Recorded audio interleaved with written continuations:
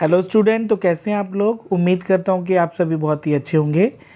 तो आज बच्चों हम करते हैं क्लास 10th की साइंस का चैप्टर 3 के एमसीक्यूज़।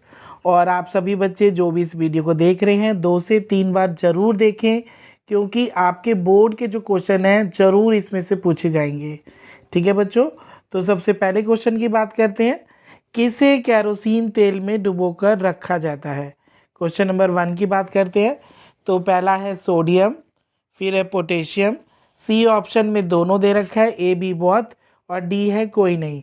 तो हमारा इसका आंसर होगा ऑप्शन नंबर सी, क्योंकि सोडियम और पोटेशियम दोनों को केरोसिन में डुबोकर रखा जाता है। और उनको उसमें डुबोकर इसलिए रखा जाता है क्योंकि अगर हम उसको उस चीज़ में डुबोकर नहीं रखेंगे तो वो ख़त्म हो जाएगी, नष्ट हो जाएगी। ठीक है बच्चों, क्वेश्चन नंबर 2 की बात करते हैं। मैग्नीशियम वायु में जलने पर बनाता है। तो हमें ये बताना है कि जो मैग्नीशियम है उसको जब वायु में जलाएंगे तो वो क्या बनाएगा। तो वो सफ़ेद MgO बनाएगा। ठीक है, क्वेश्चन नंबर 3 भी बात करते हैं। कौन सी धातु ऑक्सीजन के साथ अभिक्रिया नहीं करती। कौन सी धातु ऑक्सीजन के साथ अभिक्रिया नहीं करती। तो यहाँ पर ए और बी दोनों, जो सोना और चांदी जो हैं वो ऑक्सीजन के साथ अभिक्रिया नहीं करती। क्वेश्चन नंबर 4, उभयधर्मी ऑक्साइड अभिक्रिया करते हैं। तो उभयधर्मी ऑक्साइड जो है वो अम्ल और क्षार दोनों अभिक्रिया करते हैं। क्वेश्चन नंबर 5, सल्फ्यूरिक अम्ल विद्युत अपघटन के बाद डैश गैस निर्मित करते हैं। तो सल्फ्यूरिक अम्ल में जब विद्युत अपघटन होता है तो उससे ऑक्सीजन गैस निर्मित होती है। क्वेश्चन नंबर 6 की बात करें। कौन सी धातु ठंडे जल के साथ अभिक्रिया नहीं करती। तो जो धातु है वो ठंडा और गर्म दोनों के साथ अभिक्रिया करती है, लेकिन यहाँ पर ये पूछा गया कि कौन सी धातु ठंडे जल के साथ अभिक्रिया नहीं करेगी। तो मैग्नीशियम जो है वो ठंडे जल से अभिक्रिया नहीं करती। बाकी सोडियम, पोटेशियम और कैल्शियम ये ठंडे जल के साथ अभिक्रिया करते हैं। क्वेश्चन नंबर 7, कैल्शियम तथा मैग्नीशियम की जल से अभिक्रिया के दौरान डैश के बुलबुले धातु के साथ चिपक जाते हैं तथा धातु तैरना शुरू कर देते हैं। ठीक है, जब कैल्शियम और मैग्नीशियम को जल के साथ अभिक्रिया कराते हैं तो हाइड्रोजन गैस के बुलबुले धातु के साथ चिपक जाते हैं, जिससे कि धातु तैरने लगती है। तो यहाँ इसका ऑप्शन होगा H2। क्वेश्चन नंबर 8, डैश तनु अम्ल के साथ अभिक्रिया करती है। तो तनु अम्ल के साथ कौन सी चीज अभिक्रिया करेगी। लोहा। नेक्स्ट है, गोल्ड और प्लेटिनम को गलाने के लिए हाइड्रोक्लोरिक अम्ल और सांद्र नाइट्रिक अम्ल का कितना अनुपात लिया जाता है।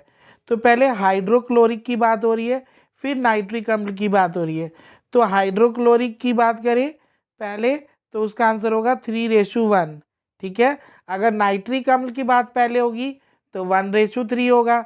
अगर हाइड्रोक्लोरिक की बात पहले हो रही है तो 3:1 होगा। तो इसका आंसर है 3:1। क्वेश्चन नंबर 10 में निम्न को सक्रियता श्रेणी को अवरोही क्रम में लिखिए। यानी हमने घटते क्रम में लिखना है इसको। तो हमें 4 चीज धातुएं दी गई हैं, मैग्नीशियम, पोटेशियम, सोडियम और कैल्शियम। तो अगर हम इसको बड़े से छोटे की ओर लिखें, सक्रियता श्रेणी की बात करें तो इसका ऑप्शन होगा ए। ठीक है, सबसे पहले कैल्शियम की सक्रियता सबसे ज़्यादा है, फिर पोटेशियम की सबसे ज़्यादा है, फिर है सोडियम, कैल्शियम और मैग्नीशियम सबसे कम है। तो इसका ऑप्शन होगा ए। क्वेश्चन नंबर 11 की बात करें। लौह एवं इस्पात को जंग से सुरक्षित रखने के लिए उन पर डैश की पतली परत चढ़ाई जाती है। तो हम उस पर किसकी परत चढ़ाते हैं, जिंक की, जिसे हम जस्ता भी कहते हैं, और इस प्रक्रिया को यशद लेपन कहा जाता है। क्वेश्चन नंबर 12 की बात करें।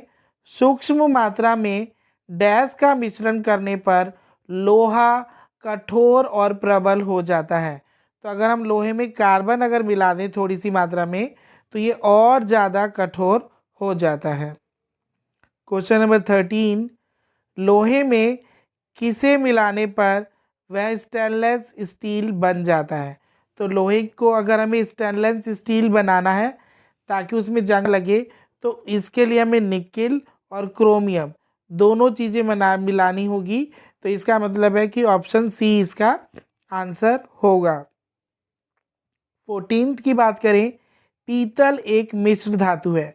पीतल जो है वो दो चीज़ों से मिलकर बना है और वो दो चीज़ें हैं कॉपर और जिंक। तो ये इसका बी इसका ऑप्शन होगा। इसी तरह कांसा भी एक मिश्र धातु है जो कि कांसा बना है हमारा कॉपर और टीन से। बहुत इंपॉर्टेंट क्वेश्चन है बच्चों ये। सोल्डर किसका मिश्र धातु है। तो जो सोल्डर है वो सीसा और टीन का मिश्र धातु है। क्वेश्चन नंबर 17 की बात करते हैं। मिश्र धातु की चालकता और गलनांक।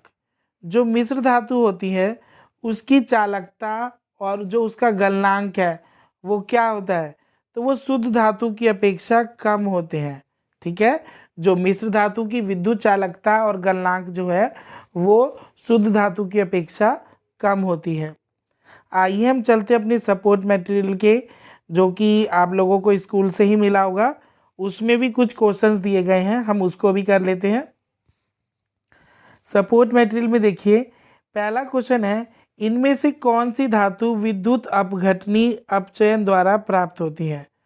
तो इसमें से हमें अपचयन द्वारा प्राप्त होगी एल्यूमिनियम।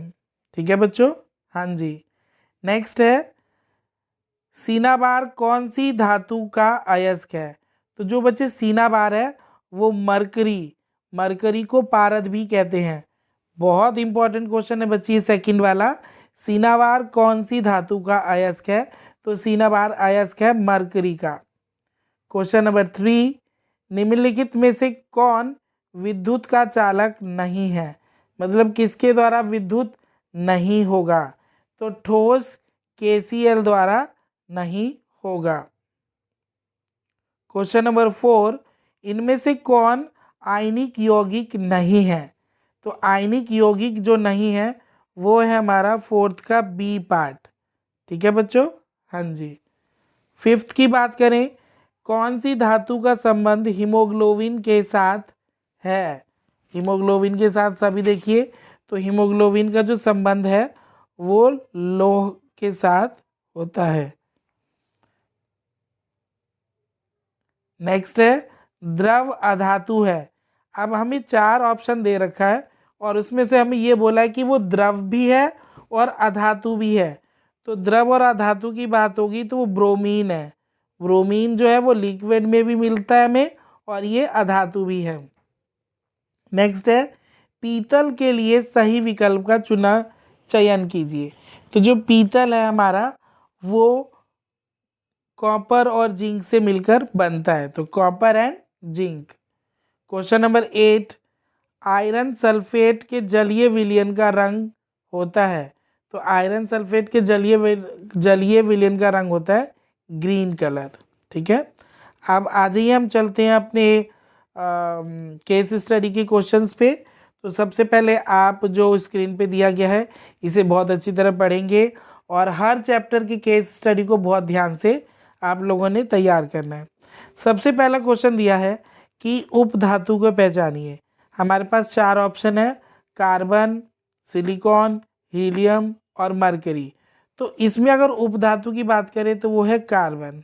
ठीक है, क्योंकि कार्बन में जो है धातु अधातु दोनों के गुण पाए जाते हैं, तो इसलिए हम उसको उपधातु कहते हैं। क्वेश्चन नंबर 2, उपयुक्त कथन का चयन कीजिए।